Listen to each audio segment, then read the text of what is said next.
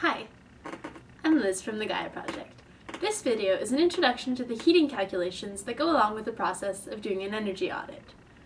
Before we get started, I suggest you visit our website at www.thegaiaproject.ca in order to find the project guide that goes along with these calculations. This video will make a lot more sense if you have that in hand as you watch it. Schools in the province of New Brunswick are usually heated by one of three systems: either oil, natural gas, or electricity. Now, before we get into more details about the particularities of each of these systems, there's one idea that I would like to introduce you to, that of heating degree days. If you go onto our website, you'll find a project guide that will explain this idea in more detail, and I do recommend you going to take a look at it. But a heating degree day at the base is the fact that you have to heat a building by 1 degree Celsius for an entire day. A more in-depth explanation can be found on our website.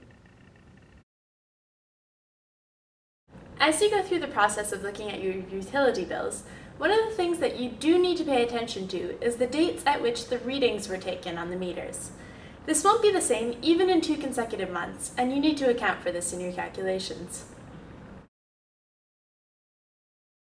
Now, if your school is heated by oil, you have a little bit of work to do. First of all, you need to determine how much oil is being burned by your school. Oil is particular in the fact that you can have a certain amount of oil delivered to your school without that being the exact amount of oil that's being burned by your school. So you can either ask your custodians to take care of it and figure out a way to track it, or come up with any other solutions that you'd like. Some ideas can be found in the project guide for heating calculations. Once you've figured out how much oil is being burned, you then need to figure out how it's being burned. For example, the oil that you consume at 3 p.m. in a day might not be the same amount that you were consuming at 8 a.m. in that same day. So once you go ahead and figure that out, you can transfer your new knowledge about how much oil is being burned and how it's being burned into liters of oil per heating degree days. If your school instead is heated with natural gas, you're in luck. Your calculations won't be quite as difficult. The amount of natural gas that's delivered to your school is the amount that's being consumed.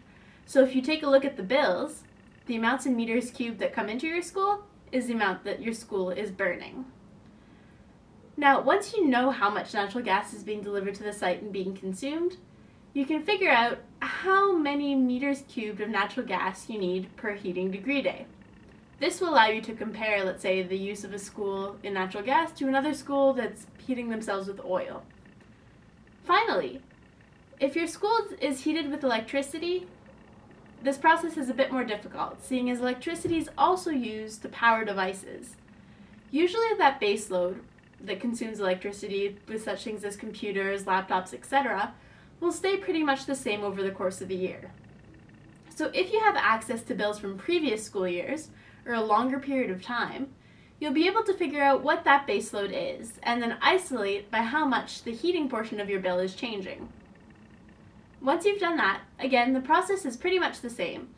You take the amount of electricity being consumed, and you can figure out how much electricity is used every day, and how much electricity is used every heating degree day. Again, putting it on the same basis as the other 2 sources we previously mentioned. For more details about this process, please examine the project guide. Hopefully this video helped answer most of the questions that you had about the process of completing these heating calculations. If you still have questions, feel free to watch the video again, or contact us with any of these questions. All of our contact information can be found on our website at www.thegaiaproject.ca. Best of luck in your projects!